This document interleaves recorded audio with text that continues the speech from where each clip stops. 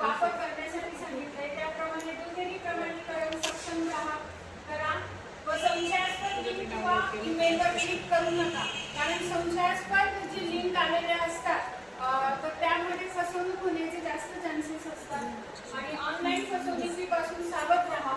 तसेच त्याचप्रमाणे सुरक्षित ब्राउझिंग करा, अँटीव्हायरस अपडेट ठेवा. याप्रमाणे ऑनलाईन सुरक्षित कसं राहता येईल या संदर्भात आपल्याला